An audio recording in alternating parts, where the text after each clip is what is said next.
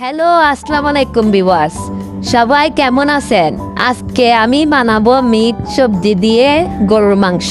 তার জন্য লাগবে 3টা পেঁয়াজ, 3টা টমেটো, 5-6টা কাঁচামরিচ, কিছু ধনেপাতা আর কিছু পুদিনা পাতা। আর নিলাম কিছু মিক্স সবজি, কয়েক টুকরা মূলা, কয়েক টুকরা ফুলকপি, কয়েক টুকরা মিষ্টি কুমড়া, কয়েক টুকরা আলু, কয়েক টুকরা কাঁচা কলা, কয়েক টুকরা কাঁচা পেঁপে। আর নিলাম 1 কেজি গরুর মাংস। মিক্স ভেজিটেবল দিয়ে গরুর মাংস রান্না করার জন্য আমার সব ইনগ্রেডিয়েন্টস রেডি। কুচি করা পেঁয়াজ, কিউব করা টমেটো, কুচি করা পুদিনা পাতা, কুচি করা ধনে পাতা, 4-5টা কাঁচামরিচ কাটা, আর আছে মিক্স সবজি সিদ্ধ করা, হাতে মাখানো গরুর মাংস।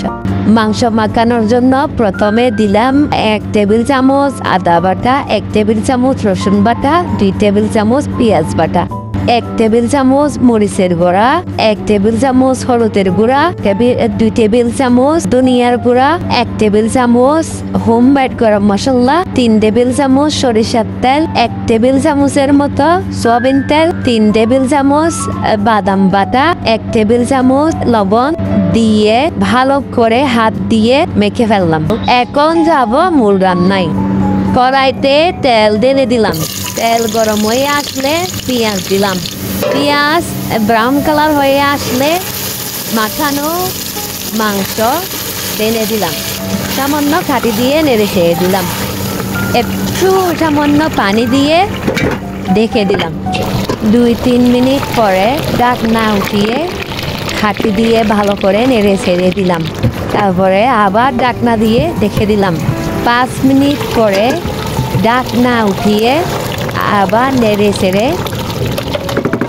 টমেটো ঢেলে দিলাম, কাঁচামরিচ দিলাম, গরম পানি পর্যাপ্ত পরিমাণ ঢেলে দিলাম। ঢাকনা দিয়ে ঢেকে দিলাম। মাংস সিদ্ধ হওয়া পর্যন্ত অপেক্ষা করতে হবে।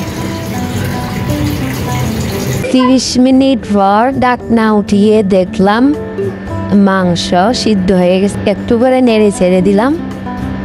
তারপরে সিদ্ধ করা সবজি ঢেলে দিলাম। তারপর ঢাকনা দিয়ে ঢেকে দিলাম। মাংস রান্না শেষ। এখন আমি তড়কা লাগাবো। প্রথমে তেল দিলাম। তেল গরম হয়ে আসলে পেঁয়াজ দিলাম।